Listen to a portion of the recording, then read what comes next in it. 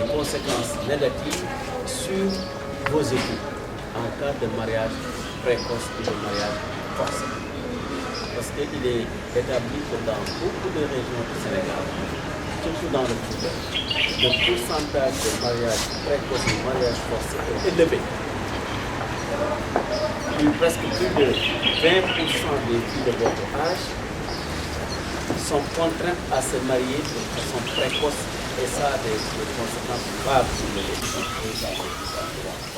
Mais par rapport à l'éducation, qu'est-ce que vous pensez du mariage?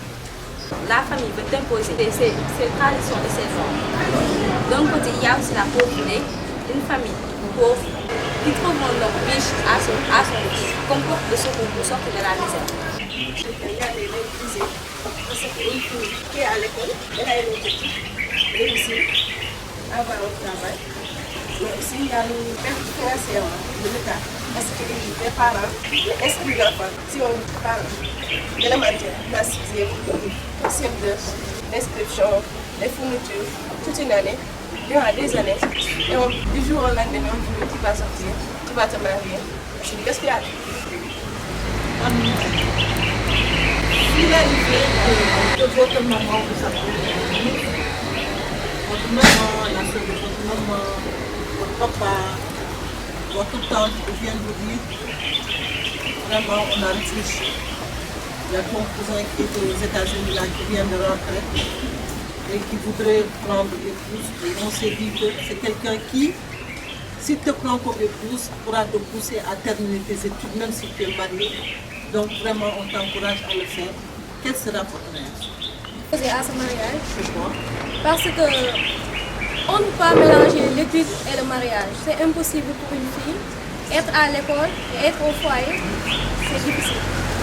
Ça va gâcher notre étude. On ne pourra pas réaliser notre rêve. En plus, c'est la cupidité qui pousse les parents à faire cela. Parce que le mari est venu à l'États-Unis, peut-être qu'il a beaucoup d'argent, mais ça ne se fait pas. Pousser une fille à se marier, avec, même si c'est son cousin. Ce ne serait pas facile de se marier alors qu'on est à l'école. Alors je pose une question qui vient juste après celle-là. Et si après avoir vu le cousin, tu te rends compte que tu es tombé amoureuse du cousin?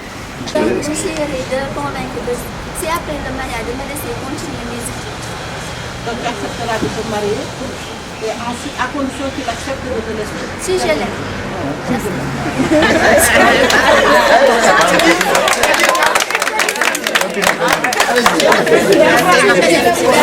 Mais à une seule condition, de me laisser. Et avec cette condition, accepter de me marier avec moi. Et quelle est la certitude que tu auras qu'une fois qu'il aura ce qu'il veut, le mariage, il te laissera continuer tes études? Je ne veux pas vivre avec une star. Non, pardon, allez-y. Comment tu vas faire? Tu es marié et tu vas lui dire je ne vivrai pas avec toi. Oui, ça existe. Il y a des... Mais lui, s'il m'attendra si ces sentiments sont réciproques.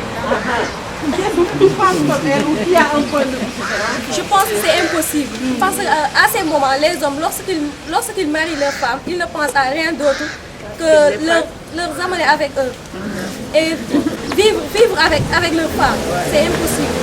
Mais attendez, moi je vous entends dire, c'est la deuxième fois que je vous entends dire impossible. Et moi j'ai appris qu'impossible n'est pas français.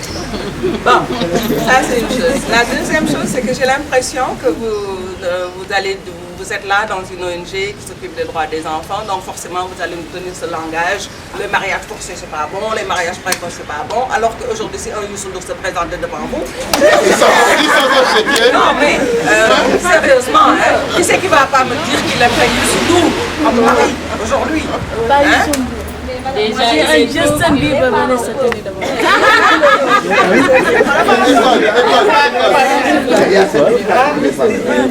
Moi, la question que je veux savoir, c'est qui est-ce qui partage son point de vue?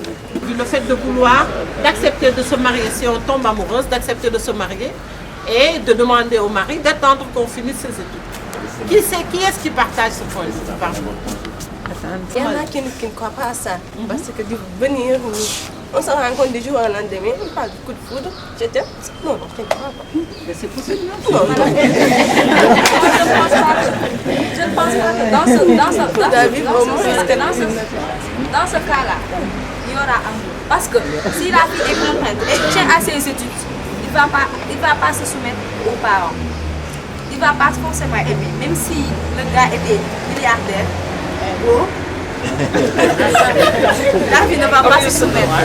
La fille ne va pas se soumettre. Qu'est-ce qu'il va dire? Je ne serai pas d'accord. Qu'est-ce qui va s'opposer à ses parents? Ok, elle est là, pas encore parlé. Si tu dois t'opposer à tes parents par rapport à un mariage pareil, comment tu vas faire? Comment tu vas faire pour t'opposer à tes parents? Bon, je dirais que tu me laisses d'abord terminer mes études avant de passer du mariage.